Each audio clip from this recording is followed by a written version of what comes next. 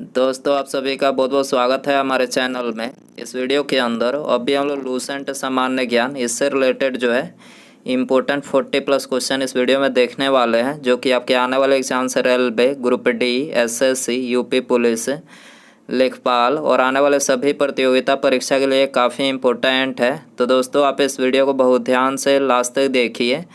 Channel पर नया है तो चैनल को सब्सक्राइब कर बेल आइकन यानी जो घंटे का निशान है उसे ज़रूर से ऑन कर दें।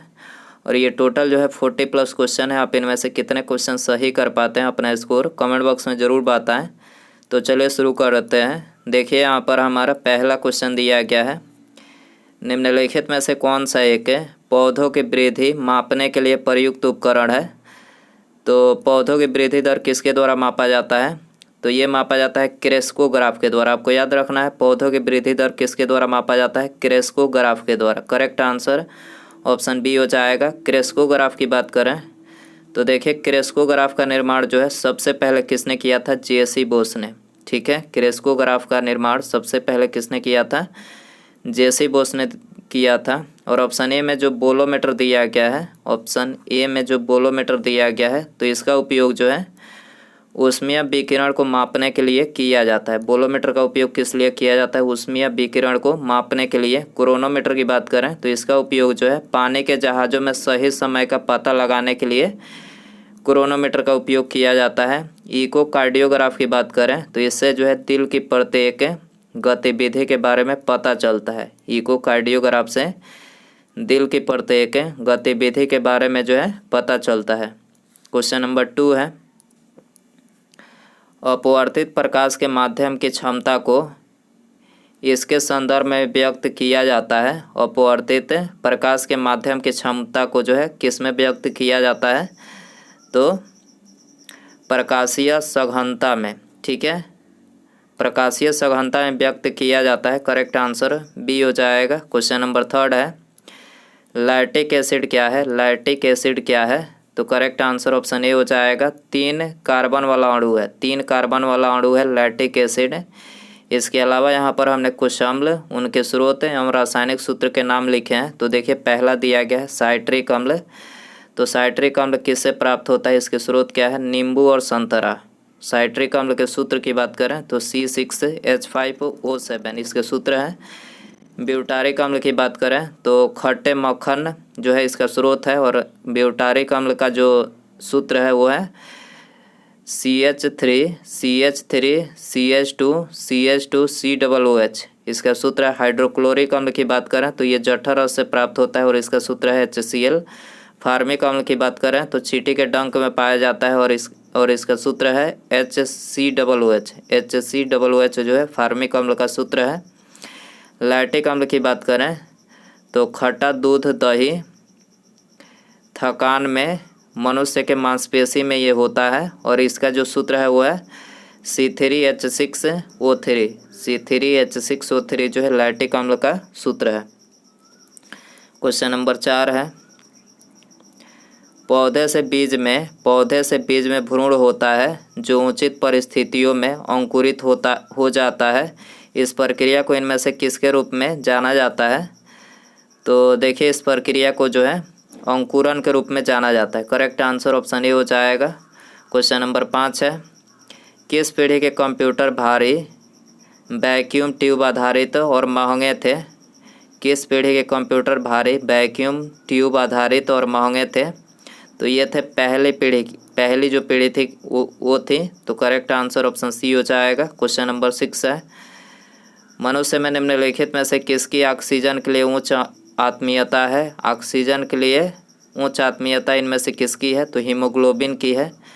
ठीक है, करेक्ट आंसर बी हो जाएगा। हीमोग्लोबिन की बात करें तो आरबीसी में एक विशेष प्रकार का प्रोटीन वर्णक हीमोग्लोबिन पाया जाता है, जिसके कारण से रक्त जो होता है वो लाल दिखाई देता है। रक्त का लाल रंग किसके कारण से होता है? ये एग्जाम में पूछा जाए तो हीमोग्लोबिन के कारण से होता है। लाल रक्त कणिकाओं को क्या बोला जाता है? इरिथ्रोसाइट। ठीक है, इरिथ्रोसाइट बोला जाता है आरबीसी को। इसके अलावा डब्ल्यूबीसी यानी श्वेत रक्त कण की बात करें तो इसको क्या बोला जाता है? ल्यूकोसाइट। और डब्ल्यूबीसी को क्या बोला जाता है? ल्यूकोसाइट। WBC की जीवन काल की बात करें, वाइट ब्लड सेल, इसका जीवन काल कितना होता है? तो देखिए इसका जो जीवन काल होता है वो होता है 1 से 4 दिनों का। जबकि RBC की बात करें तो देखिए RBC रेड ब्लड सेल, इसका जीवन काल होता है 100 से लेकर 120 दिनों का जो है इसका जीवन काल होता है। क्वेश्चन नंबर 7 है, गोलीय दर्पण की परावर्तक सतह का केंद्र बिंदु क्या कहलाता है? गोलीय दर्पण की परावर्तक सतह का केंद्र बिंदु क्या कहलाता है? तो ये ध्रुव यानी पोल कहलाता है। करेक्ट आंसर बी हो जाएगा। क्वेश्चन नंबर 8 है, पूंजी के नियमित मूल्य क्षय को समायोजित करने के क्रम में किए गए सकल निवेश के मूल्य को क्या कहा जाता है?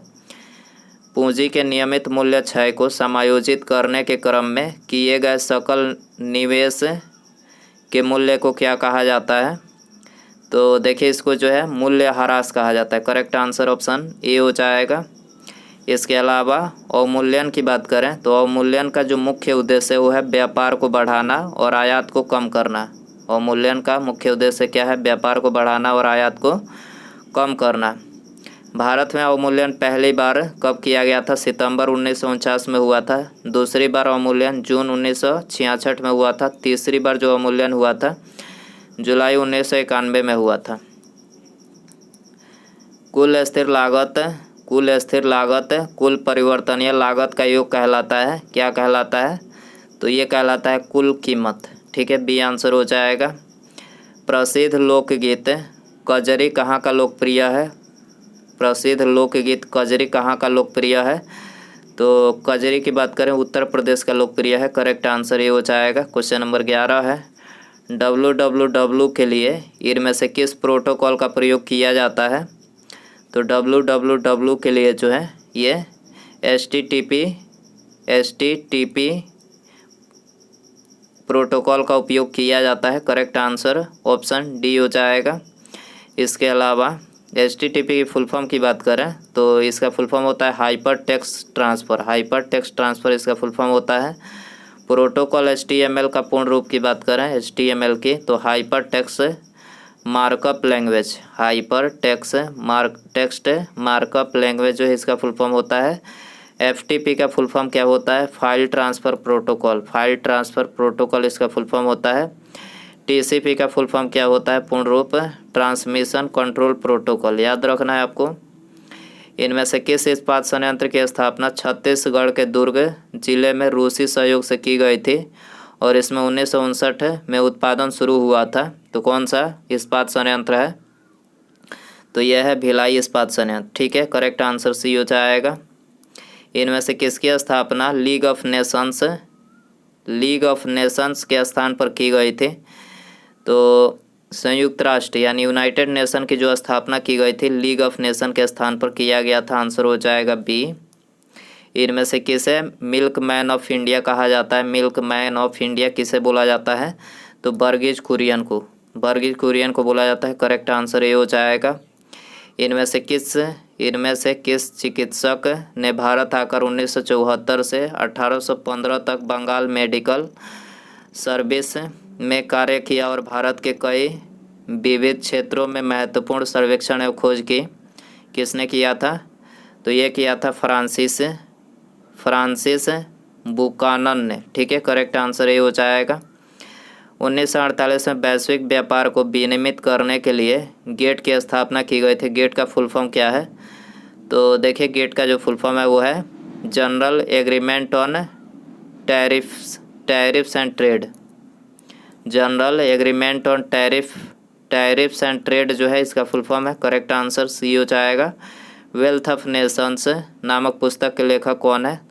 वेल्थ ऑफ नेशन किसके द्वारा लिखा गया था? तो ये एडम स्मिथ के द्वारा लिखा गया था। करेक्ट आंसर ये हो जाएगा। मनोरा का किला कहाँ स्थित है? मनोरा का किला कहाँ स्थित है? तमिलनाडु में स्थित है। करेक्ट आंसर बी हो जाएगा। इसके अलावा यहाँ पर हमने महत्वपूर्ण किला और उनके स्थानों के नाम लिखे हैं। ठीक है, पहला दिया गया है मेहरगढ़ का किला, ये कहाँ पर है? राजस्थान में है। ग्वालियर का किला मध्य प्रदेश में। चित्तौड़गढ़ का किला राजस्थान में। सोनार का किला राजस्थान में। कांगड़ा का किला हिमाचल प्रदेश में। कुंभलगढ़ का किला राजस्थान में। गोंजी का किला तमिलनाडु में, सेंट जॉर्ज का किला मद्रास में, लुई का किला पांडिचेरी में, रोहतासगढ़ का किला बिहार में। लॉकडाउन में कौन सी धारा लगाई जाती है? लॉकडाउन में कौन सी धारा आप सभी को पता होना चाहिए। धारा 144 लगाई जाती है। ठीक है, सी आंसर हो जाएगा। दोस्तों यदि आपको वीडियो पसंद आ रहा है तो प्लीज़ वीडियो को लाइक करें, अपने दोस्तों में शेयर करें और चैनल पर आए हैं तो चैनल को सब्सक्राइब करके बेल आइकन ऑन करके ऑल नोटिफिकेशन पर क्लिक करें, ताकि जब भी मैं कोई नई वीडियो अपलोड करूं उसका नोटिफिकेशन जो है आपको सबसे पहले मिल सके।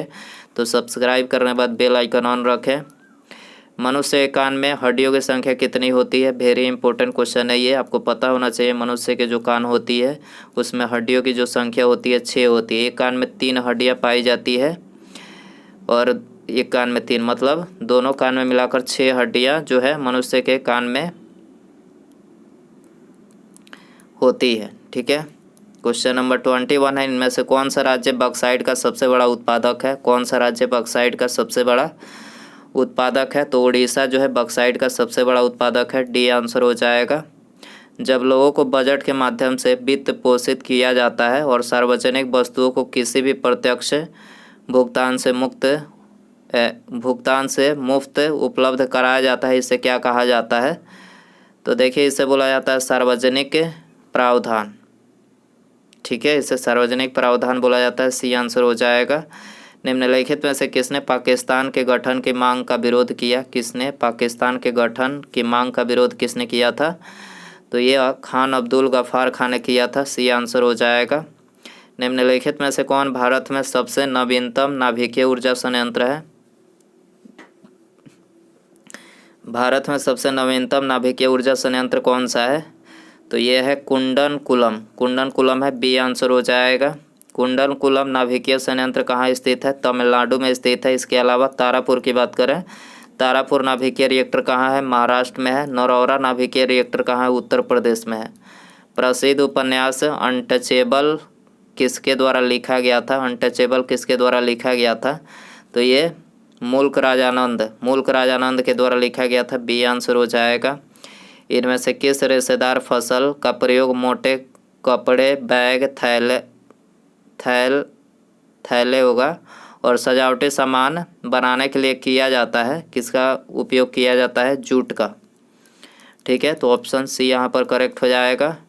जूट की बात करें तो जूट के प्रमुख उत्पादक राज्य हैं पश्चिम बंगाल, बिहार और असम। जूट का उत्पादन सबसे अधिक इन्हीं राज्यों में होते हैं, पश्चिम बंगाल, बिहार, असम, ये प्रमुख उत्पादक राज्य हैं। भारत के संविधान का कौन सा अनुच्छेद राज्यपाल की नियुक्ति से संबंधित है? राज्यपाल की नियुक्ति कौन से अनुच्छेद के अंतर्गत किया जाता है?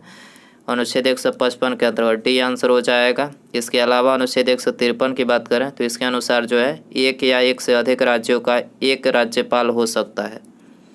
ठीक है, अनुच्छेद 153 में क्या लिखा बताया गया है कि एक या एक से अधिक राज्यों का एक राज्यपाल हो सकता है। अनुच्छेद 154 की बात करें तो इसमें जो है राज्य की कार्यपालिका शक्ति राज्यपाल में निहित है। भारतीय संविधान के अनुच्छेद 155 के अनुसार राज्यपाल का कार्यकाल राष्ट्रपति के प्रसाद पर्यंत अपने पद पर रहते हैं। सामान्यतः राज्यपाल की नियुक्ति 5 साल के लिए किया जाता है। अनुच्छेद 157 में क्या बोला गया है? राज्यपाल बनने की योग्यताएं जो है इसमें दी गई है। राज्यपाल बनने की योग्यताएं 157 में 159 की बात करें तो इसके तहत राज्य के उच्च न्यायालय के मुख्य न्यायाधीश राज्यपाल को शपथ दिलाते हैं। 159 में के तहत राज्य के उच्च न्यायालय जो हैं ये मुख्य न्यायाधीश, राज्य के उच्च न्यायालय के जो मुख्य न्यायाधीश है वो राज्यपाल को शपथ दिलाते हैं। किस अनुच्छेद में है? अनुच्छेद 159 में है। एमनेस्टी इंटरनेशनल नामक संगठन इनमें से किसकी सुरक्षा पर केंद्रित है? तो मानवाधिकार की सुरक्षा पर केंद्रित है एमनेस्टी इंटरनेशनल। ठीक है, तो आंसर हो जाएगा ऑप्शन बी। क्वेश्चन नंबर 29 है। इसके अलावा एमनेस्टी इंटरनेशनल का मुख्यालय पूछा जाए कहाँ पर है? लंदन में है। एमनेस्टी इंटरनेशनल की स्थापना कब की गई थी? 1961 में किया गया था। राष्ट्रमंडल खेल का मुख्यालय पूछा जाए तो लंदन में है। यूनिसेफ का मुख्यालय न्यूयॉर्क में है। कौन सा आंदोलन शांतिपूर्ण होने के लिए पर्याप्त नकारात्मक था लेकिन प्रभावी होने के लिए पर्याप्त सकारात्मक? कौन सा आंदोलन कौन सा आंदोलन है? तो ये है असहयोग आंदोलन। ठीक है, तो आंसर हो जाएगा सी। 1793 में अस्थाई बंदोबस्त लागू होने के समय बंगाल का गवर्नर जनरल कौन था? तो उस टाइम पे जो बंगाल का गवर्नर जनरल था वो था लॉर्ड कॉर्नवालिस। ठीक है, करेक्ट आंसर सी हो जाएगा। जय जवान जय किसान का प्रसिद्ध नारा किसने दिया था? जय जवान जय किसान का प्रसिद्ध नारा किसने दिया था? तो इसका नारा जो है लाल बहादुर शास्त्री ने दिया था। करेक्ट आंसर ये हो जाएगा। प्रमुख नारा और व्यक्ति यहाँ पर हमने लिखे हैं। पहला दिया गया है इनकलाब जिंदाबाद, तो इसका नारा भगत सिंह ने दिया था। वंदे मातरम बंकिम चंद्र चट्टोपाध्याय ने दिया था। जय हिंद सुभाष चंद्र बोस ने दिया था। जय जवान जय किसान और जय विज्ञान, इसका नारा जो है अटल बिहारी वाजपेयी ने दिया था। वापस वेदों की ओर स्वामी दयानंद सरस्वती ने नारा दिया था। गरीबी हटाओ का नारा इंदिरा गांधी ने दिया था। शांति संपूर्ण क्रांति जयप्रकाश नारायण ने ये नारा दिया था। तो आपको याद रखना है। भारत में सीमा सड़क संगठन यानी बॉर्डर रोड ऑर्गेनाइजेशन की स्थापना कब की गई थी? तो इसकी स्थापना मई 1960 में। याद रखना है, ऑप्शन ए यहाँ पर करेक्ट हो जाएगा। पंचशील समझौतों का प्रतिपादक कौन थे? पंचशील समझौतों का प्रतिपादक कौन थे? तो इसके प्रतिपादक थे पंडित जवाहरलाल नेहरू। ठीक है, आंसर हो जाएगा सी। महात्मा गांधी ने निम्नलिखित भारतीय राष्ट्रीय कांग्रेस अधिवेशनों में से किस एक में सर्वप्रथम भाग लिया था? महात्मा गांधी ने निम्न भारतीय राष्ट्रीय कांग्रेस अधिवेशनों में से किस एक में सर्वप्रथम भाग लिया था? तो किस में भाग लिया था? कोलकाता अधिवेशन में भाग लिया था। ठीक है, तो आंसर हो जाएगा डी। भारत की आत्मा गांव में निवास करती है। भारत की आत्मा गांव में निवास करती है, यह कथन किसका है? तो देखिए यह कथन जो है महात्मा गांधी जी का है। डी आंसर हो जाएगा। भारत सेवक समाज की स्थापना किसने की थी? भारत सेवक समाज की स्थापना किसने की थी? गोपाल कृष्ण गोखले ने किया था। ठीक है, करेक्ट आंसर बी हो जाएगा। मोती मस्जिद किस नगर में स्थित है? मोती मस्जिद किस नगर में स्थित है? आगरा में स्थित है। करेक्ट आंसर ए हो जाएगा। मोनालिसा का प्रसिद्ध पेंटिंग किसने बनाया था? मोनालिसा का प्रसिद्ध पेंटिंग किसने बनाया था? लियोनार्डो दा विंसी ने बनाया था। Leonardo da Vinci. ठीक है, आंसर हो जाएगा ऑप्शन बी। क्वेश्चन नंबर 39 है। विश्व का पहला मानव हृदय प्रत्यारोपण किसने किया था? विश्व का पहला सफल मानव हृदय प्रत्यारोपण किसने किया था? तो ये किया था क्रिश्चियन बर्नार्ड ने। ठीक है, आंसर हो जाएगा बी। काजू की खेती के लिए कौन सी मिट्टी सर्वाधिक उपयुक्त है? काजू की खेती के लिए जो है कौन सी मिट्टी जो है सर्वाधिक उपयुक्त है? तो ये है लैटराइट मिट्टी। ठीक है, लैटराइट मिट्टी। आंसर हो जाएगा टी। पुराना बिहार का कितने प्रतिशत जमीन लेकर झारखंड राज्य का निर्माण हुआ था? पुराना बिहार का कितना प्रतिशत जमीन लेकर जो है झारखंड राज्य का निर्माण हुआ था? तो 46.84% जमीन लेकर झारखंड राज्य को बनाया गया था। तो ये आंसर हो जाएगा। किस घटना के बाद महात्मा गांधी जी ने असहयोग आंदोलन को अपनी हिमालय जैसी भूल बताई? किस घटना के बाद गांधी जी ने असहयोग आंदोलन को अपनी हिमालय जैसी भूल बताई? तो ये चौरी चौरा कांड नहीं होता, मतलब इसी कारण से जो है असहयोग आंदोलन महात्मा गांधी जी ने वापस लिया। इसी को मतलब गांधी जी ने क्या बोला कि हिमालय जैसी भूल इसी को बताया था। ठीक है, तो आंसर हो जाएगा ऑप्शन ए। तो दोस्तों ये थे लूसेंट सामान्य ज्ञान के इंपॉर्टेंट 40+ क्वेश्चन। आई होप कि वीडियो जो है आपको पसंद आया रहेगा। पसंद आया तो प्लीज़ वीडियो को लाइक करें, अपने दोस्तों में शेयर करें, और चैनल पर आया है तो चैनल को सब्सक्राइब करके बेल आइकन यानी जो घंटी का निशान है उसे ज़रूर से ऑन कर दें। ठीक है, मिलते हैं अगले वीडियो में। नमस्कार, जय हिंद, जय भारत।